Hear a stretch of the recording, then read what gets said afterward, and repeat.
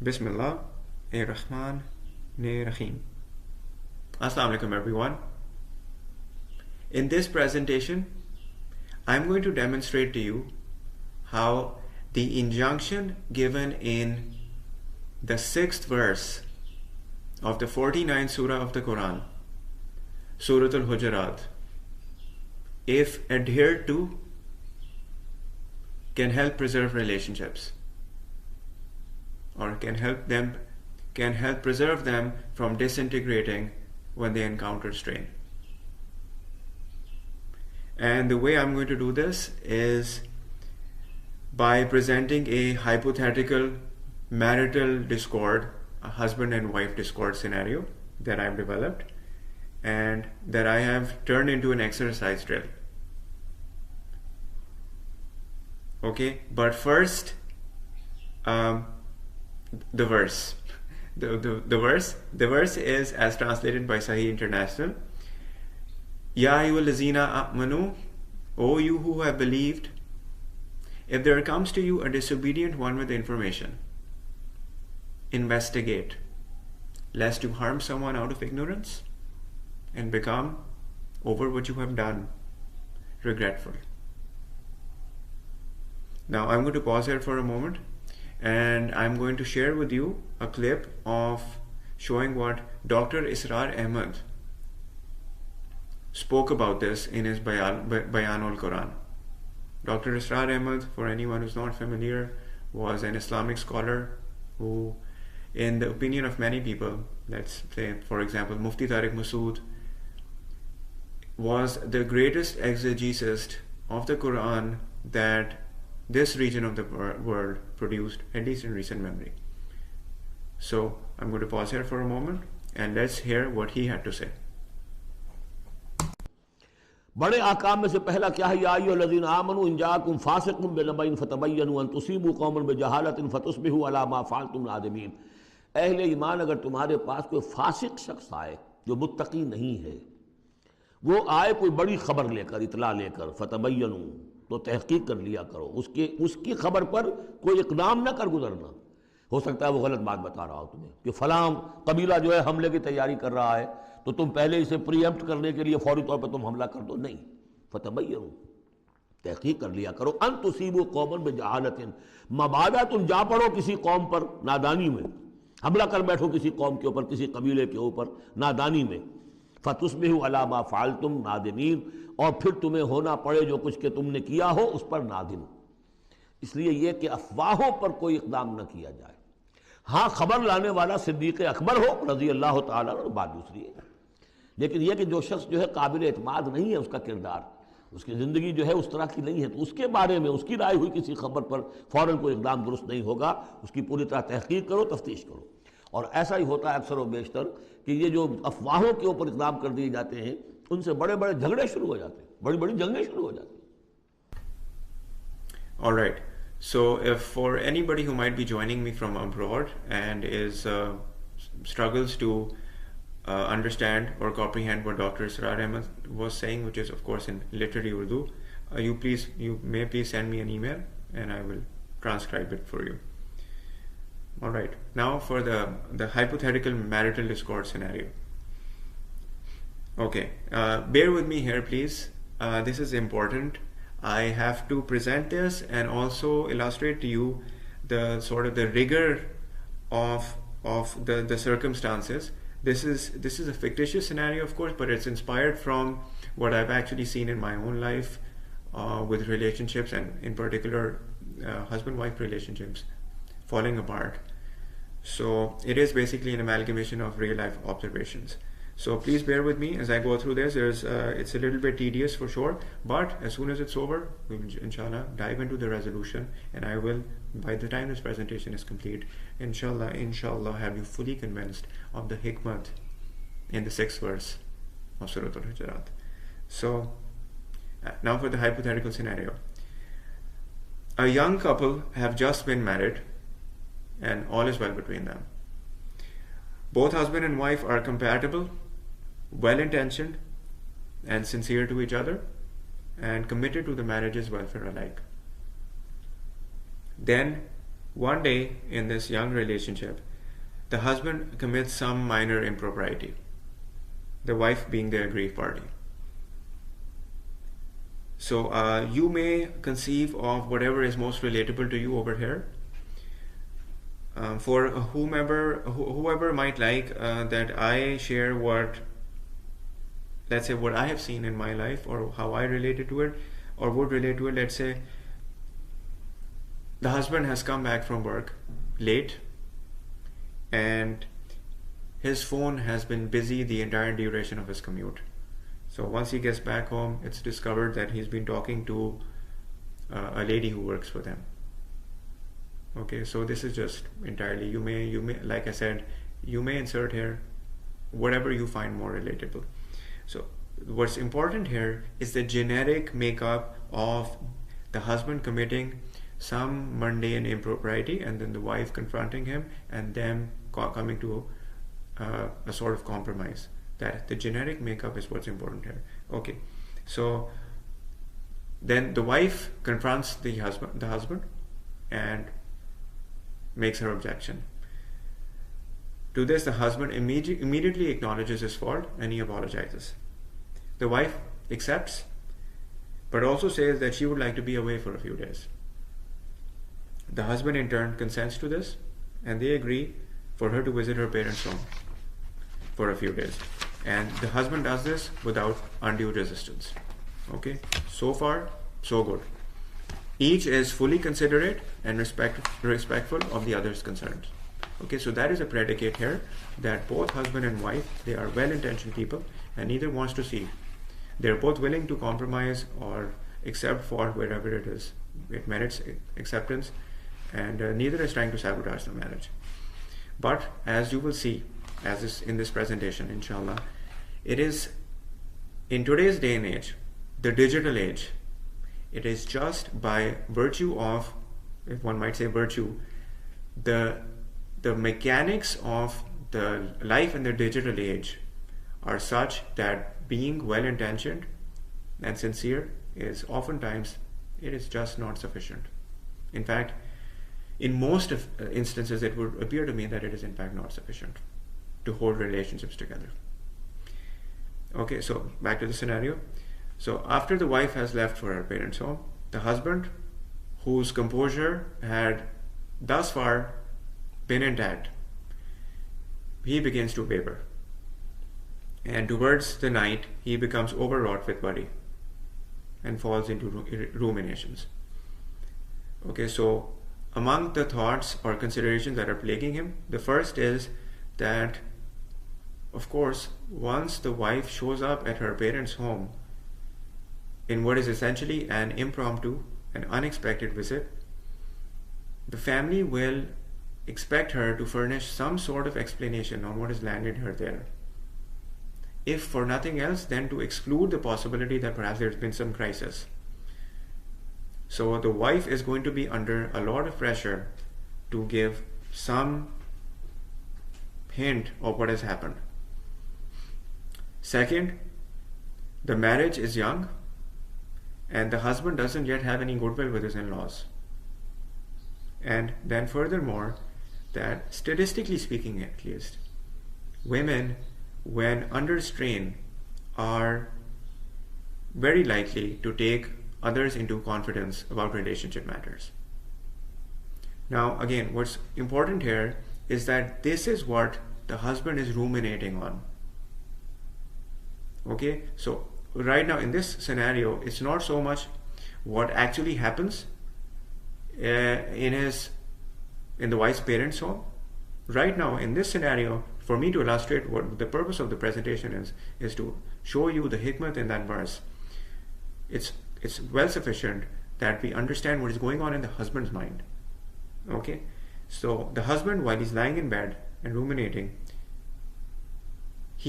what he goes through is, of course, it's psychological stress.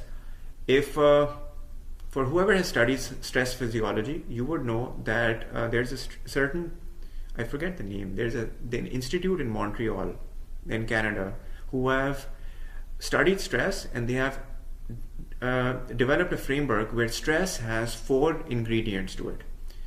and they've made an acronym of it. It's NUTS. So what's relevant to us right now, I'll touch only on that. That is the third. In NUTS, T, and that stands for threat to self or ego. And that is what the husband is experiencing while he's ruminating, and he can't go to sleep. And he scores red on it. That what is he's worried about losing face with his in-laws. He's thinking about how the context in what the first consideration to whom the wife might speak about whatever infraction he's committed, what the context of that presentation, the wife's presentation might be, and then to what degree that presentation, and when the wife cites what the husband did that prompted her to leave, to what degree might it be authentic to what he actually did. So all these considerations, and he scores red on, like I said, threat to self or ego. And what happens when you're under stress that way? Again, you may here insert whatever is most relatable to you. I'm going to go with what is most statistically significant. Okay, so let's say the median, basically, that the husband, he falls into an ill-advised coping mechanism. And what might that be? Let's say that before the husband and wife, they entered into the marriage, they made promises with each other, and the husband used to be a smoker. So he committed to the wife that I will give it up. And he was true to it till this point. But now, when the wife has gone, he's clouded with uncertainty, and he's scoring red on this stress parameter. He lapses into it. So now, again, this is just to make it relatable. It's the framework of the scenario that you have to understand. And that is that one insult to the marriage, which was the husband's impropriety talking to somebody on the phone with whom she shouldn't have been talking that extensively, according to the wife at least, or their mutual understanding with each other rather. That insult, without anything whatsoever from either party that would have directly exacerbated it, any resistance from the husband in acknowledging it, or any unfair demands from the wife in turn, nothing whatsoever. Nonetheless, it has now spawned a second insult to the marriage, which is that once the wife, she cools down and has her time away, once she comes back to the husband's home, she's going to discover that the husband has been smoking. That is how one insult spawns another insult, through the action of stress, in this case on the husband. So before I proceed with the resolution, here I'm going to stop, and I'm going to ask you, just to make it more relatable and fun for you, if you would perhaps please conceive of what you might think can be a clean and operationalized measure that can be arranged by newlyweds to preserve, if we're being proactive, or recover if we're being retroactive, their marriage from falling apart in the face of just what is a mundane insult, as the one we discussed, that the husband is late to work and you're speaking to a female colleague. Okay, what is just a basic human error. Please, if you like, you take a moment and here, and let's move into the resolution. There are 3 phases to the resolution. In each phase, the husband and wife will work together to make their marriage become subject to a certain ethical standard, the first of which we will just discuss. And at the end of each phase, they will then commit to abiding by that standard under oath. In other words, that they will enter into a covenant. Now, for the first phase. Here, the husband and wife will negotiate entering into the following agreement: that from here on, they shall not relay any sensitive matter about their marriage to anyone outside of a predetermined and carefully screened list of parties. Look at the diagram, please. As per this agreement, husband and wife would each have a niche, which in the diagram is represented by the green, in which they will induct those people with whom they, by mutual consent, have determined suitable to be initiated into any sensitive matters. Everybody else, whoever does not qualify for the green, will by default fall into the red, the prohibited. Will the husband and wife agree to enact this confinement? If so, in the hopeful affirmative, we may proceed to the next stage in this phase. This is the nomination stage. Here, each party are given the right to nominate whoever they would like to have qualify for their green space. What you're seeing in the diagram, that is just by way of illustration. What I understand is normative for married people in Pakistan. By no means is this a template that everybody has to conform to, of course. The next stage is the veto stage, which is also perhaps the most hazardous of all the stages in all three phases of the resolution. But why that is, and in fact it presents some pretty compelling considerations onto why the rigor that is demanded by going through such a resolution as you're seeing right now is really something that is it's necessitated now with the way that society is today. I think it's something that if people neglect to go through these rigors, then it becomes it's something that you can't put under the rug. But inshallah, that's something that I will inshallah address in a supplementary presentation. For now, just know that here in the veto stage, each party is given the right to exercise veto power over the other's nominations. And presuming that the husband and wife have found each other's terminations tolerable, then we can move into the next stage. That is the merger stage. In this stage, all the nominations of each party that remain standing after going through the veto stage, they are now inducted into the green space. But look at the diagram, please. There's another change here. The green spaces are no longer distinct. They've merged. And I made this to show that as would become evident to you as we advance into the second and third phases of the resolution, it's basically necessary for the husband and wife to have an open channel of communication with the confidants of their spouse as well. And as you see, I've also placed each party's confidants within the green space such as to indicate that some of them are naturally going to find themselves in the middle and serve like a mediator's role. All right. Now, so far, all of this is just an agreement.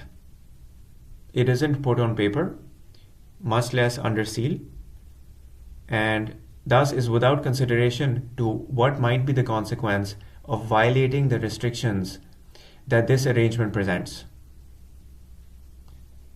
We'll cater to that now.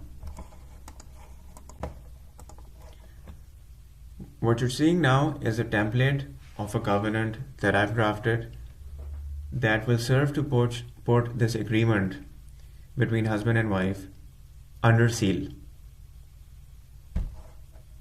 I'll read it out now. This is the covenant of restriction on taking confidants, and it is the first of three. Out of commitment toward the sacred bond that Allah subhanahu wa ta'ala has united us in, it is pledged today by us, husband, and wife, to hereby confine ourselves for discussing or divulging anything of grievances and complaints we may come to hold against each other, to a mutually agreed and tolerated list of confidants exclusively. And so we hereby enter into the following covenant with each other. Article 1. That if, in the course of our marriage, one of us must divulge anything at all pertaining to misdeeds or oversights committed by the other spouse, or what is otherwise deprecatory of them, it is to be with no one other than the confidants agreed and declared in Clause A. So this is Clause A. This is the list of confidants who qualified.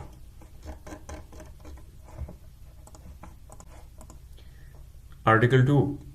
That all violations of the code stipulated in Article 1 shall from here on be flagged as a breach of the confidence and be subject to a financial penalty predetermined and declared in Clause B. So Clause B is that there is a financial penalty, and what I proposed is that there should be a full penalty for a major breach of confidence, but if there's a fractional or if there's a minor breach, then there can be a fractional penalty. Okay, this is by way of proposal, of course. Article 3. That the funds pursuant to Article 2 shall be dispersed, inshallah, as sadaqah within a period likewise, that is predetermined and declared in Clause C. So Clause C is that the funds that are to be distributed as sadaqah in the event of a violation, there is an ultimatum for them, and that ultimatum is already determined. So you fill out how many days after the date of violation the ultimatum is effective on. Article 4. That if either spouse wishes the list of confidants to be expanded, they may propose a candidate to the other with that consideration subject to meeting their full consent. And if one wishes to terminate the covenant, they may do so by giving notice to the other spouse and volunteering a kafara, explained in Clause D, and thereafter dispersed, inshallah, as in Article 3, that is subject to the same ultimatum. So what is Clause D and what is the kafara?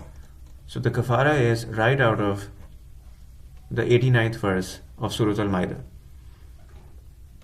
Allah will not impose blame upon you for what is meaningless in your oaths, but He will impose blame upon you for parenthetically breaking what you intended of oaths.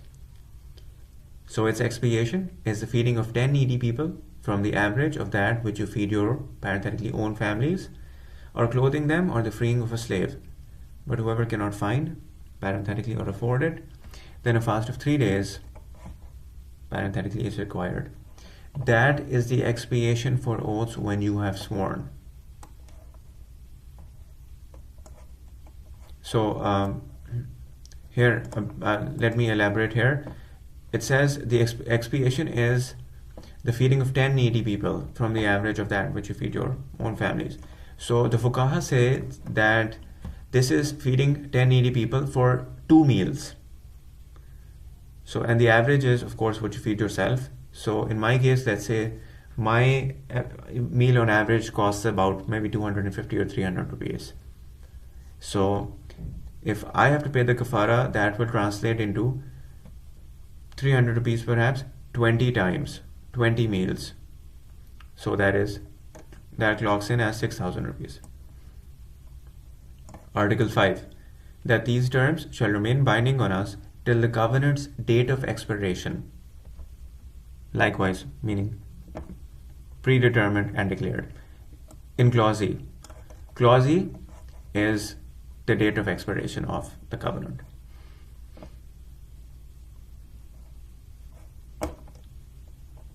And finally, we put this under seal. In witness whereof the parties hereto mentioned have signed this covenant on the date specified above. The date is here at the top of the covenant. And the signatories are the husband and wife, and they find 2 witnesses of good standing. and now the covenant is enacted.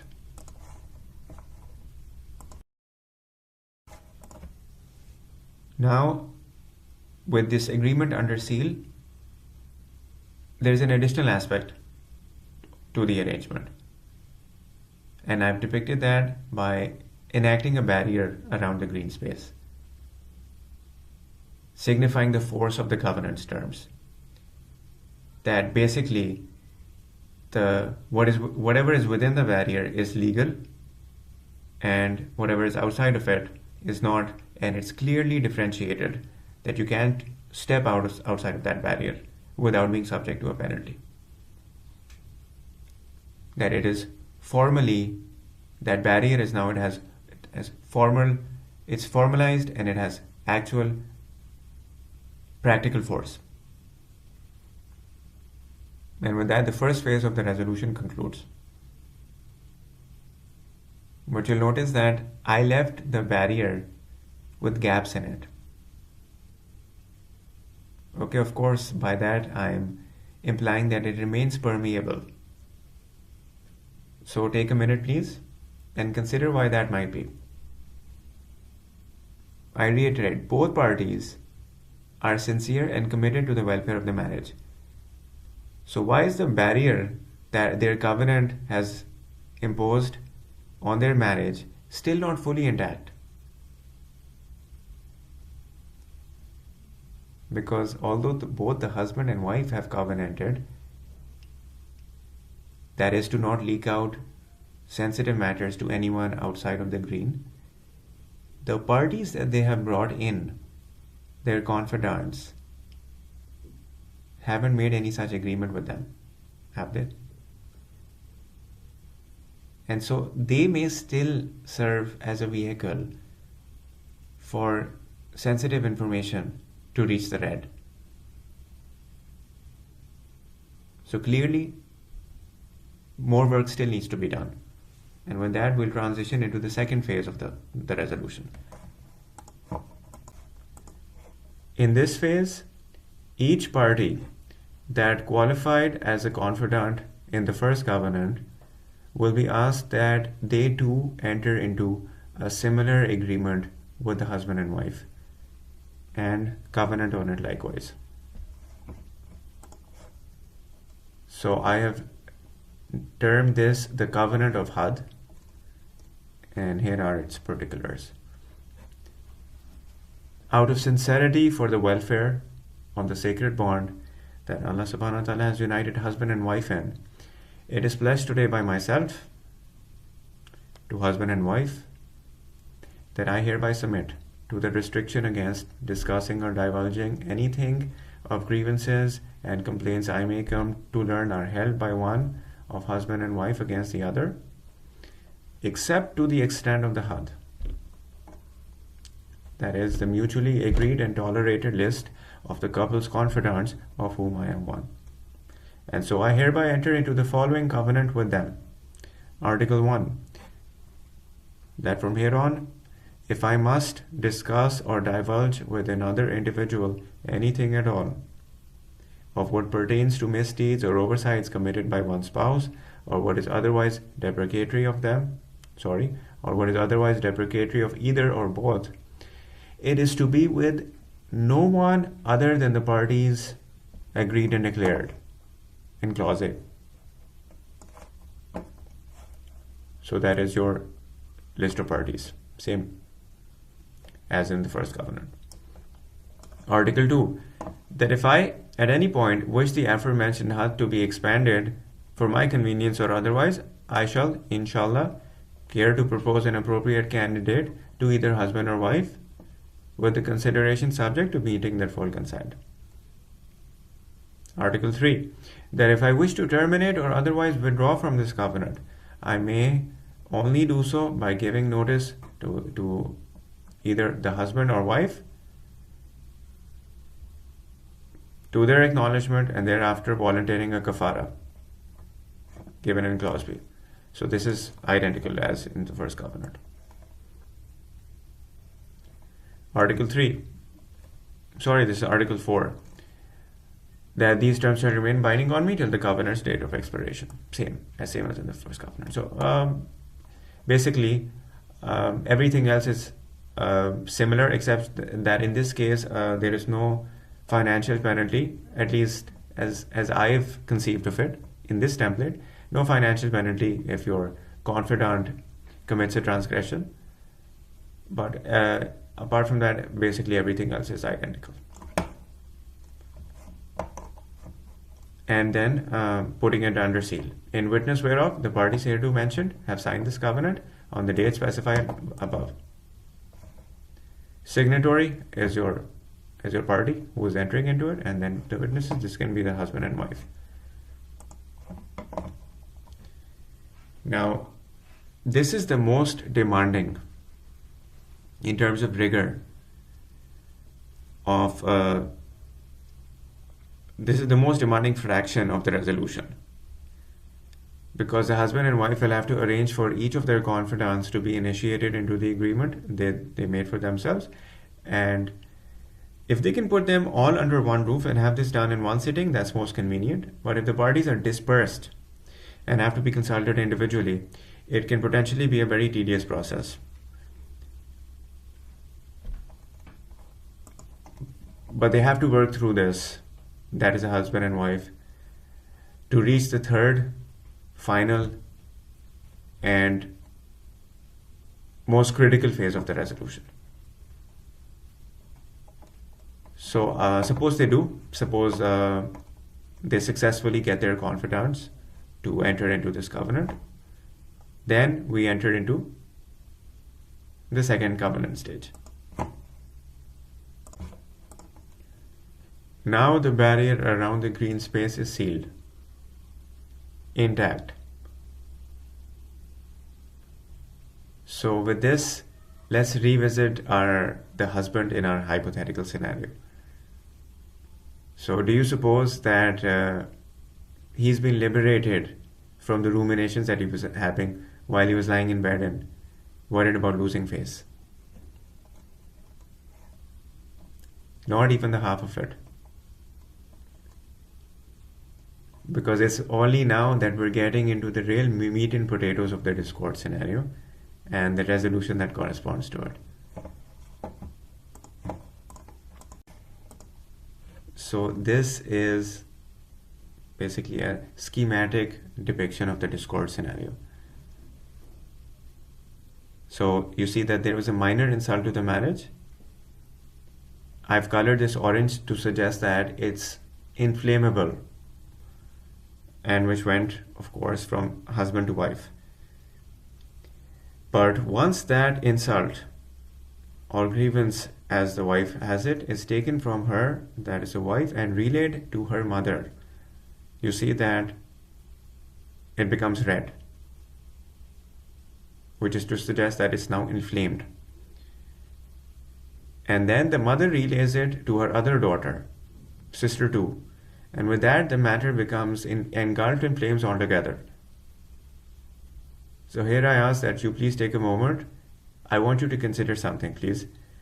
Because I am indeed proposing that this exacerbation of the grievance going from orange to red to being engulfed in flames, this is a near inevitable development in this trajectory. So can you discern what the mechanics here are that would be affecting this?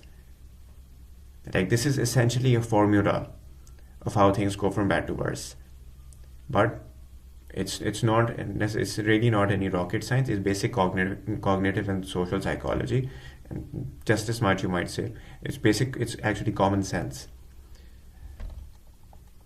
Take a moment, please. Okay, see, the orange rod is the nature of the grievance as it actually was. But when the wife speaks to the mother, the reason it has become red is it's not because the wife is malicious or even ill-intentioned. It's simply because one party is out of earshot. That party being the defendant in our case.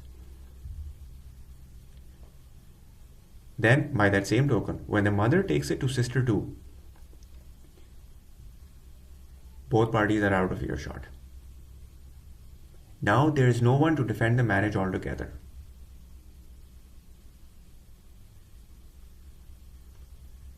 So what then is the appropriate course of action? Now we finally come to the verse. Now we enter into the third, final and most pivotal phase of the resolution. Here all parties in the green will be asked that they please submit to abide by the injunction given in the 6th verse, and then enter into a covenant on it. This is what I've named the covenant of the Bayina. And here is how it reads. Out of commitment towards upholding the ethical mandates and standards laid out in the Holy Quran, with a view to preserving from ignorance and regret the sacred bond that Allah subhanahu wa ta'ala has united you in, it is pledged today by I, to you, husband and wife, for me to enter myself into and abide by the following covenant. Article 1. That I shall from here on, inshallah, on learning anything that is in any significant measure deprecatory or incriminatory of either spouse, if this is through any of the parties I understand are in the couple's hudud, relay such information back to the concerned spouse. Article 2. That I will, inshallah, serve the mandate in Article 1 in such a manner as A. presents a fair opportunity for the concerned spouse to offer a defense of their alleged conduct if they so wish to, and B. is reverent of the injunction in the 6th verse of Surah al-Hujurat in all respects otherwise. Article 3. That I will endeavor to serve the said mandate within the following time period, inshallah.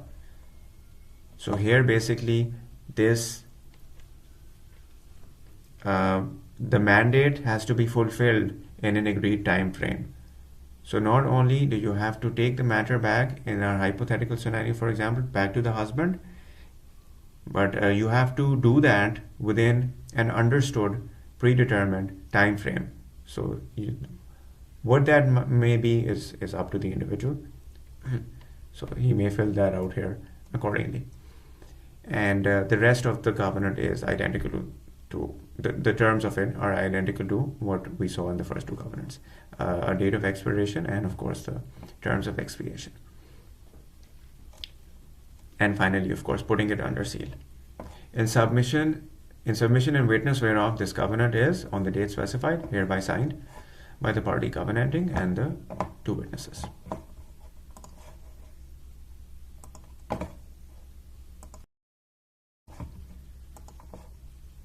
Okay, what you're seeing now is how the discord scenario plays out once the third covenant is enforced and the mother is under the mandate.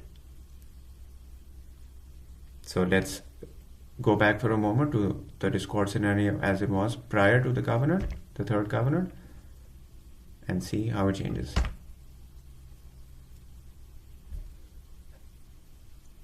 Okay. Now, there's an interesting bit of cognitive psychology at play here. Why does the rod, when the mother takes the complaint back to the husband, why does the rod stay red? In other words, intact as per the wife's report. One aspect, of course, we've already discussed, that is the earshot factor. But what's another crucial aspect? This is cognitive psychology, or just as well as common sense. And what it is the psychology of encoding information. And now the force of the 6th verse should start to become self-evident, at least to the more perceptive of you, inshallah. See, if the mother listens to the wife's report of what the husband did when she's not under any mandate to report it back to him, then she can encode that information as she likes. If she has any prejudices against the husband or merely doesn't approve of him, she will encode it to confirm that assessment. But once the mother is under the force of the third covenant, and while she's listening to the wife make her report, if she, that is the mother, takes any liberties with the facts as they are being presented to her, and in assimilating them she allows any distortions or even misunderstandings of those facts as they are being reported to her, they are now going to be her own liability,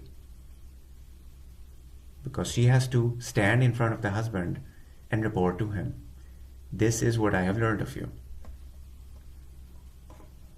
So when you look at the third covenant, at first glance it appears that whoever is under its force, like in this case the mother, she would only be giving the husband his right to fair trial.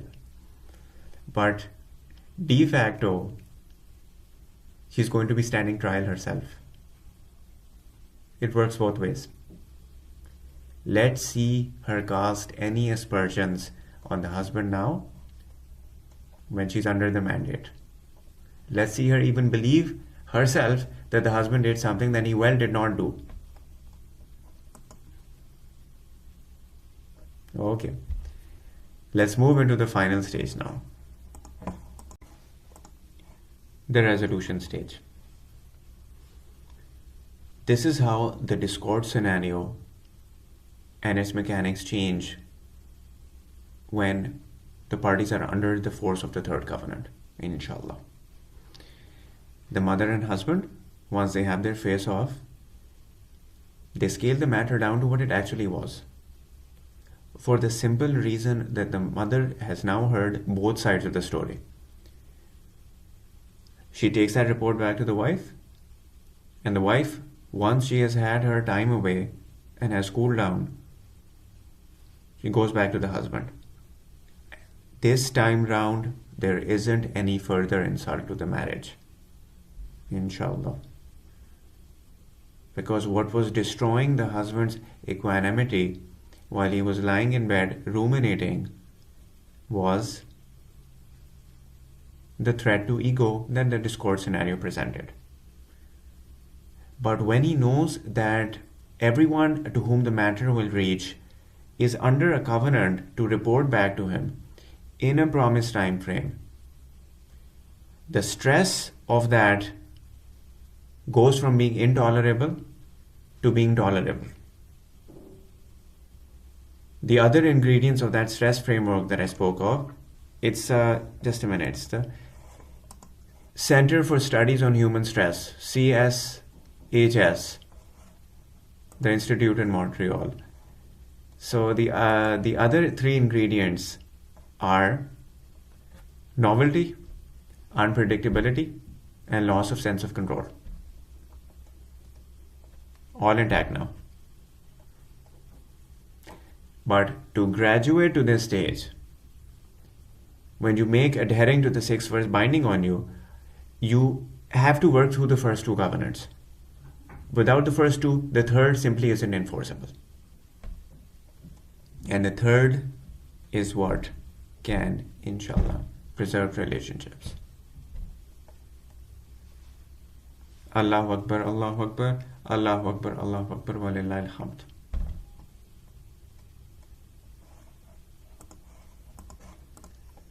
Alright everyone, as you may have guessed, this is my new work. I've started a work venture and I've named it Ethics into Covenants. And I'll give a brief statement here about its objectives.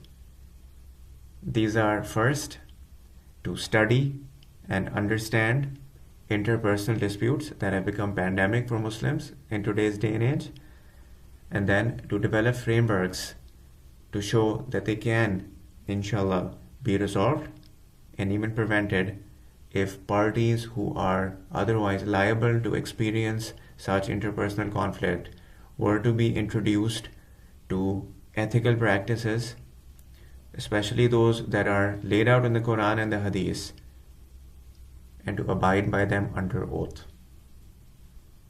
In other words, by entering into covenants with each other to uphold ethical standards. Ethics into covenants. Alright everyone, thank you for listening, and please send me your disputes. Okay, thank you.